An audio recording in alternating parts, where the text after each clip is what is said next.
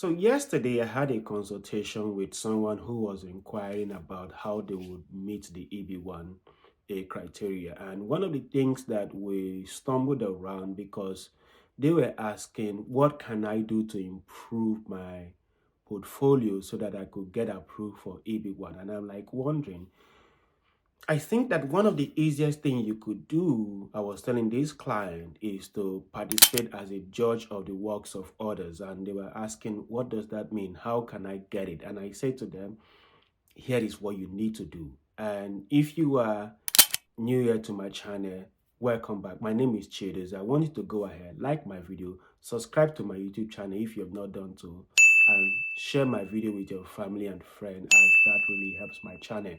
And in today's video, we'll be going through USCIS policy manual to understand what they require of you if you are submitting evidence that you've judged the works of others, and what you could submit to USCIS to meet that particular criterion, and how to demonstrate that you are one of the persons that have sustained national or international acclaim, especially when you are not a researcher, specifically if you are actually in the business administration field, or if you are someone in the industry that do not publish, that do not have publications. And I will be helping you to go through your EB1A immigration journey. I want you to stick with me as I go through the USCIS manual so that you and I could understand what they need from you. So the judge of other people's work is actually on the criterion 4 of the USCIS policy manual for EB1A, and they said that USCIS determines whether the person has acted as a judge of the works of others in the same or allied field or specification.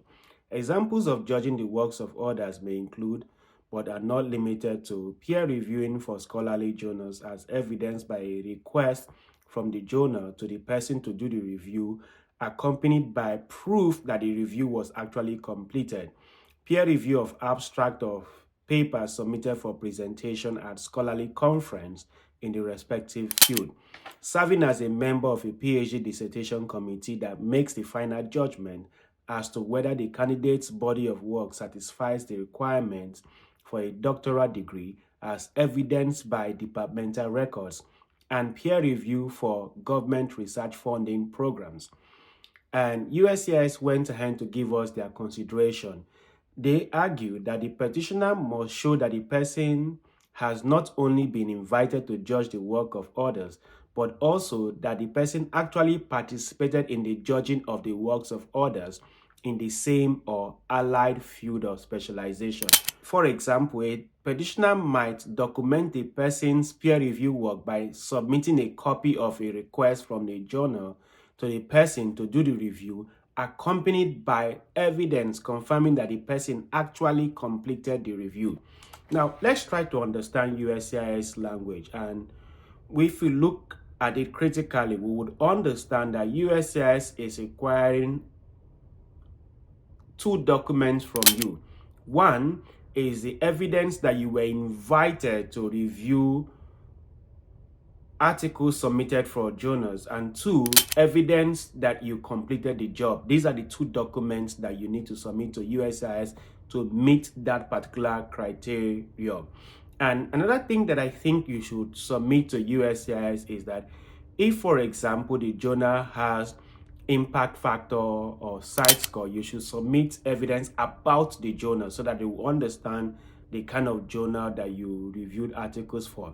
Keep in mind that USCIS has not actually rejected any of these two evidence because the person submitted for a low-ranking journal. It doesn't matter the kind of journal that you reviewed for. What matters is that you were invited to do the work and you completed the work. You just need to give USCIS these two evidence. I see some people who have judged the works of elementary school or high school. Now, I want you to understand that USCIS wants you to show that you have judged the works of others, and their plain language does not actually show that it must be the works of others, like that is your peers. And I want you to understand that if you are judging the works of elementary school, it doesn't show that you have extraordinary ability, or middle school, it doesn't show that you have performed at the top of your peers. What counts is that you provide USCIS with evidence that you have judged the works of others, that is your peers.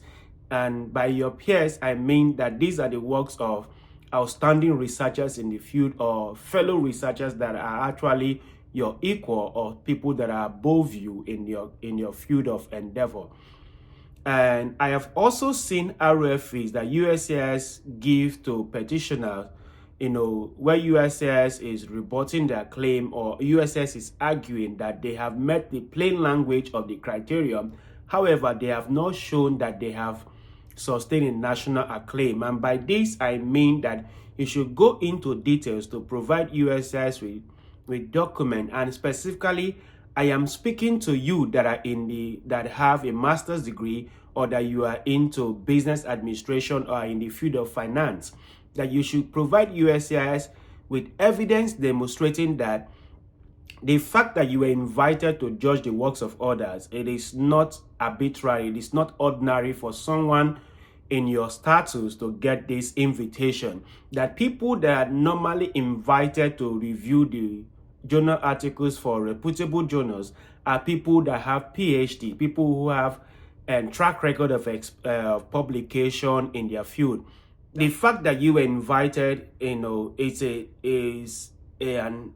a credible demonstration that reputable journals or journal editors trusted you with gatekeeping what get published in your field. Therefore, you have performed at the top of your peers.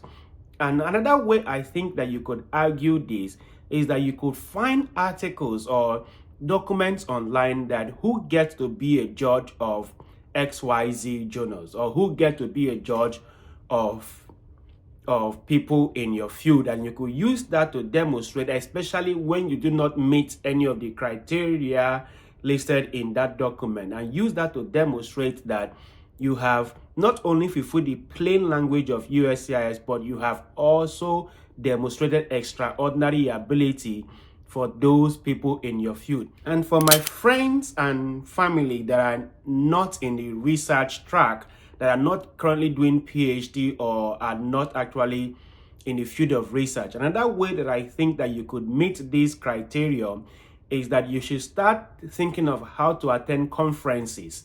And if you are going to be attending conferences, you should also volunteer to review abstracts submitted for presentation, or you could chair a panel of a reputable conference. And by that way, you are actually reviewing journal articles submitted for presentation. And by this, I mean that you should document this reviewed work that you have. In other words, that you should, try as much as you can to have evidence that you were invited to review the works of others, and you have evidence documenting that you completed the work. While you are scouting out for volunteer work for a reputable professional organization, you could look into these hackathons or competitions for people in your field, because I know that people in data analytics, computer science, machine learning, AI, and what have you, they do have hackathons where they are actually doing a lot of works. And these hackathons competitions regularly require judges, right? And if they require judges, and I think that this is where you could volunteer your expertise that you have gathered in your field of endeavor. And if you are going to be volunteering as a judge of these hackathons, you should tell whoever that wants you to be a judge that you need evidence that you were invited to judge the works of others, and you need evidence that you actually completed the job that was given to you. Now, I consider this criteria for one of the easiest to win, especially if you are one of the people applying for EB1A. And by this, I mean that it just requires two evidence: that one, you were invited, and two, that you completed the job. And I think that if you follow these steps that I have, documented out there in this video, you might be on your way on your green card path. And I want to ask a question. Have you actually received any RFE, when you apply for your EB1A regarding you meeting the plain language of the criterion and not satisfying the requirements set forth by USCIS? Leave me a comment in the comment section below so that we will learn from you and know how you went about this responding to USCIS.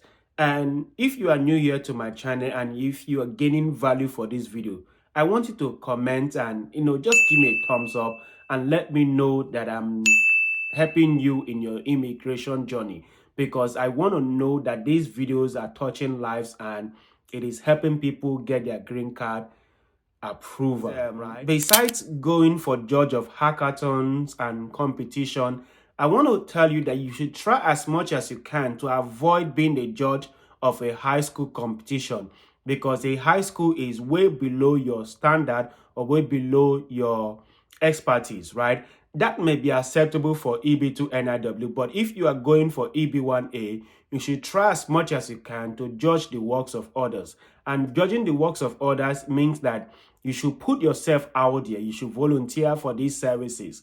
And that by volunteering, you don't want USCIS to know that you volunteered for this position. Rather, you want to tell USCIS that you were invited to judge the works of others based on your extraordinary ability and based on your track record of sustained national or international acclaim.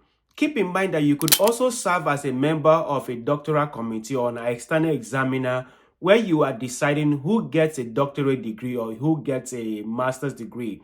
And this is one of the ways you could fulfill this criteria, because if you are someone who have achieved a level of expertise by your publication record, you could go out there and get evidence that you were invited to sit as an external examiner or someone sitting at the doctoral committee by deciding who gets a doctoral degree or not.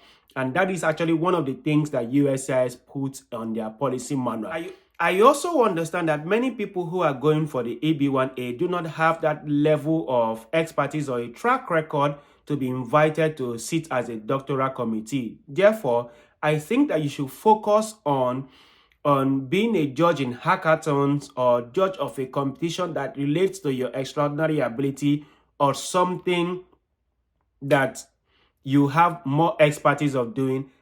I think that one of the easiest way of meeting this criteria for the EB1A is by putting yourself out there. Go out and participate in conferences. And while you are there, try to network and talk to other people, other colleagues that might be of help. And by being of help, I mean that you should try and see if there's a way you could get invited to review articles or abstracts for presentation at conferences and how you could complete the job. By this, you are demonstrating extraordinary ability.